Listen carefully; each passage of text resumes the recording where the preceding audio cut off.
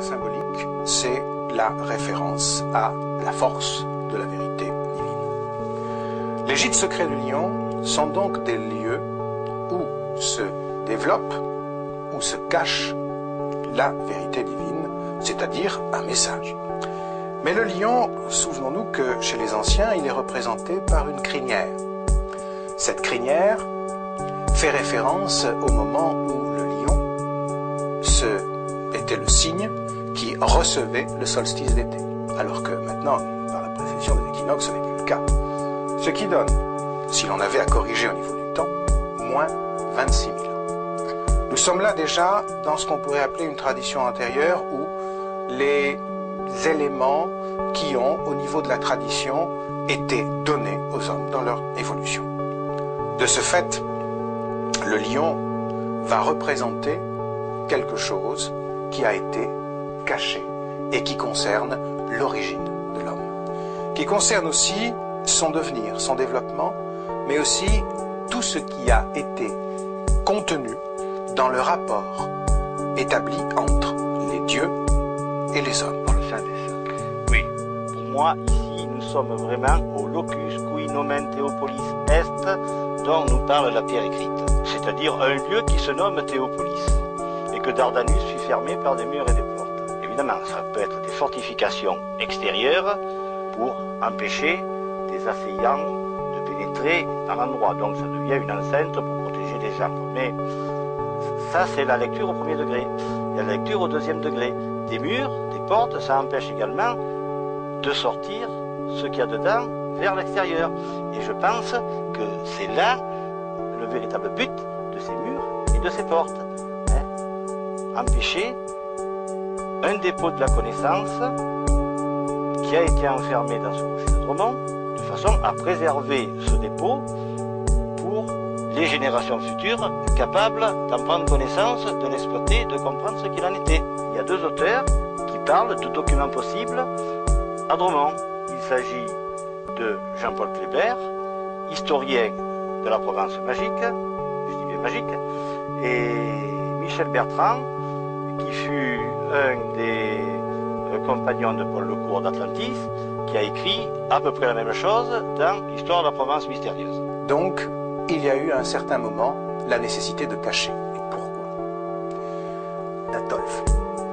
Et effectivement, ils ont certainement échangé des informations. Et ce trésor, donc, relie directement cette place forte, cette particularité du site actif du Dromont, avec Rennes, qui, et il faut le dire, est actuellement un site actif, mais dont le sens n'est, à mon sens, et je n'engage que moi bien sûr, pas toujours positif à l'heure actuelle. Il y a des forces qui là sont en jeu et qui peuvent parfois induire des petits problèmes chez les êtres qui le sentent. Alors, ce trésor des Nibelung, ce trésor disons, de Jérusalem, va effectivement, dans l'esprit de ceux qui nous écoutent, nous faire penser à l'or, au rubis, à l'argent, c'est-à-dire à tout ce qui est ce qu'on a bien voulu nous dire des trésors. Parce que le monde dans lequel nous vivons, dès qu'il y a trésor, c'est effectivement le trésor matériel. Mais le trésor, le véritable enjeu, la véritable signification d'une notion de trésor, c'est ce que nous sommes vraiment. C'est le trésor que nous avons perdu lorsque l'on a été en confrontation avec le premier gardien du seuil, l'ange de la porte du paradis. Une fois que Adam et Ève ont été mis dehors, qu'est-ce qui s'est passé? Dieu a dit, voilà qu'ils ont goûté l'arbre de la science du bien et du mal, pourvu que maintenant ils ne prennent pas du fruit de l'arbre de la vie éternelle, car ils deviendraient comme l'un d'entre nous. Et ce trésor, c'est celui-là, c'est cet arbre, c'est le rêve prométhéen de l'homme, c'est ce qui effectivement peut nous reconnecter à notre source divine, et évidemment faire de nous des êtres semblables aux dieux qui sont venus il y a fort longtemps, selon les données du néo-ésotérisme, nous faire évoluer. En 72, j'étais sur la base aéronavale de Nîmes-Garons. Et j'avais remarqué sur un transformateur entre la route de Nîmes sur Beaucaire, ce qui n'était pas autre chose que le signe de Marie que j'avais vu dans un livre de Charoux.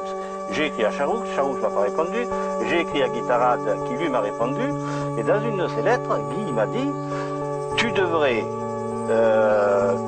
t'intéresser au livre d'Alfred Weissen, L'île des veilleurs, sur lequel il est question de cette fameuse Théopolis. À ce moment-là, j'ignorais complètement tout ce qui avait trait à Théopolis, tout. Donc, j'ai trouvé le bouquin, d'ailleurs c'est l'auteur lui-même qui me l'a envoyé, et